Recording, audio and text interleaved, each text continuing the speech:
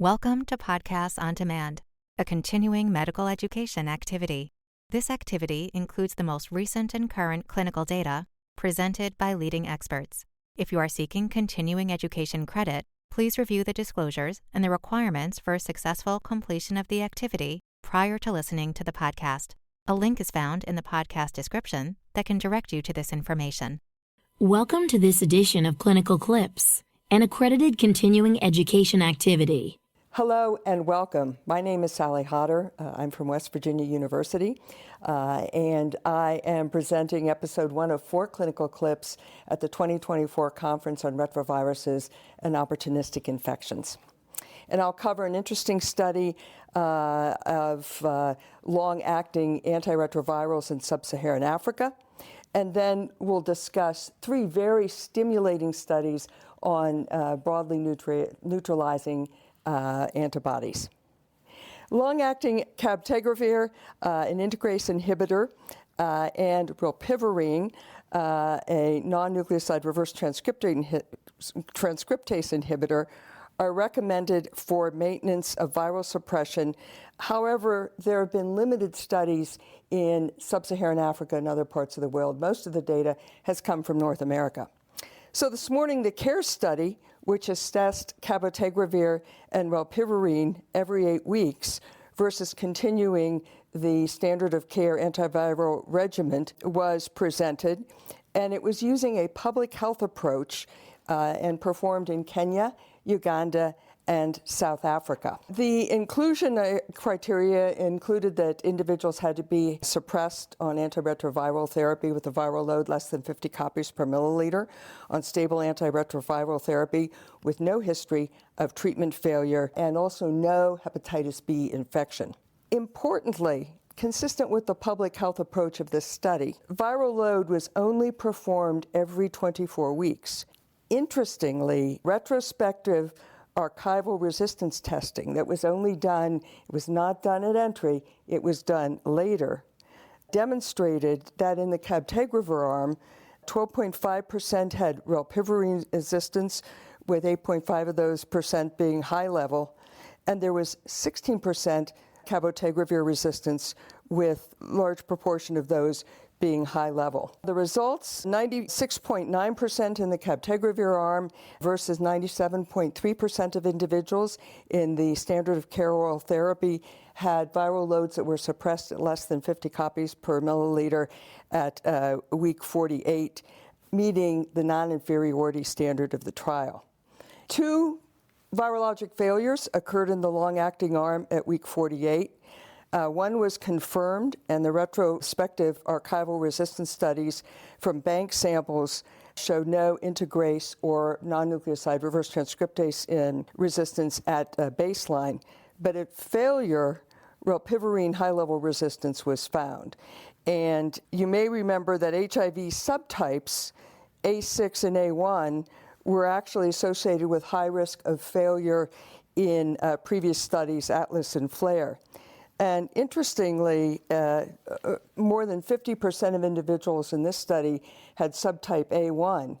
And given the high rate of virologic suppression, I think what we can glean from this study is that really A1 was not associated with resistance.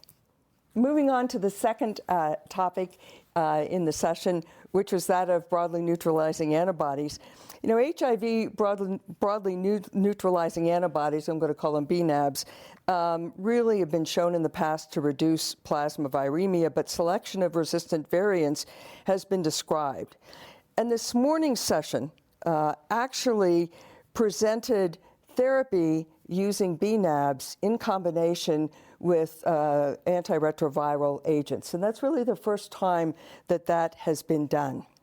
The first study, which was the ACTG 5357, was a single-arm study that assessed safety and efficacy of BNAb term VRC07523LS, and I apologize for that. I'll just call it the BNAb from now on, which is really a CD4 binding BNAb.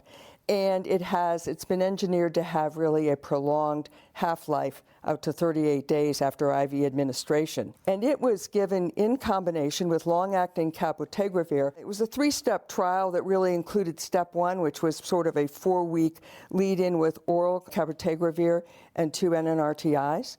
And step 2, the BNAB, intravenous BNAB, was given Q8 weeks with intramuscular cabotegravir every 4 weeks, and this was given out to 48 weeks. And then the step 3 was a return to standard of care. There were 5 virologic failures, so that was 7.5% of the individuals, and that was defined as viral load greater than 200 at week 44.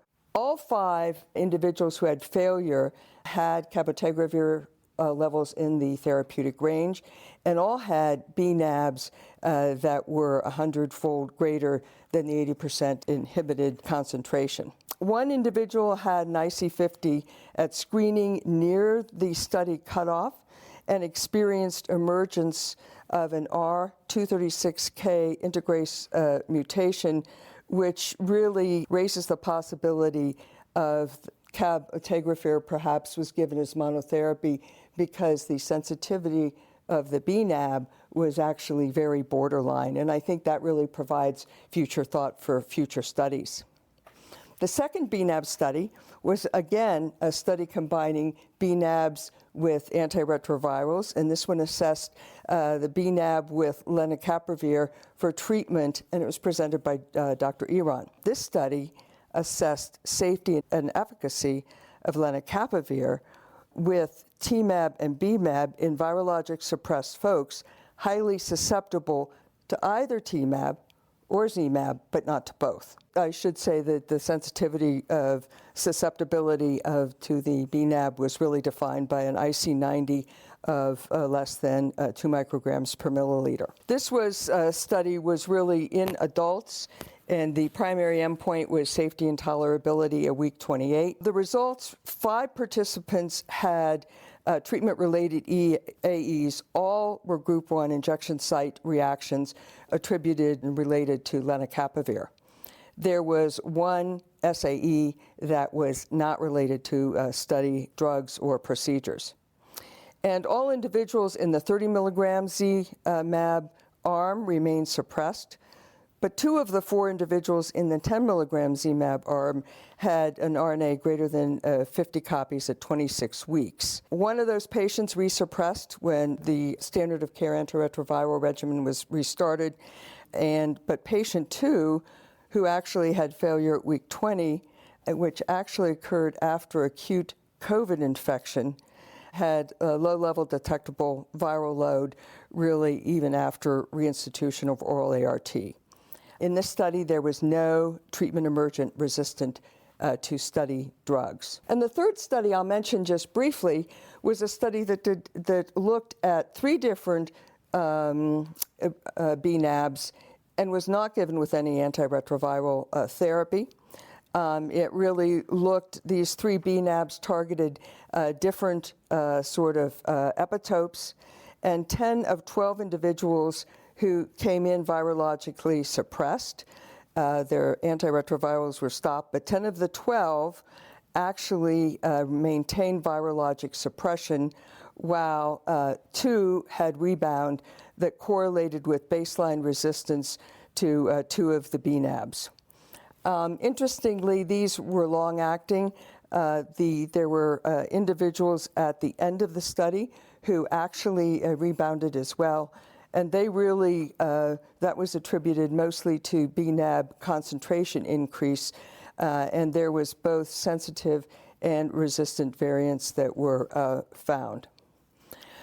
At the end of the session, Dr. Ricky Su really posed a very provocative question, stating that given that we have had years of experience with BNABs, have spent a lot of money, and yet the studies that we just discussed actually had results suggesting that perhaps, should this be a strategy that we should continue to pursue?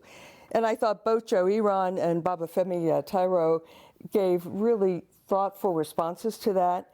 that bNAbs were still in their early days. Yes, they've been under development for a period of years, but it's very early days using them in treatment, and that they really provide a potential option for our patient, a new option.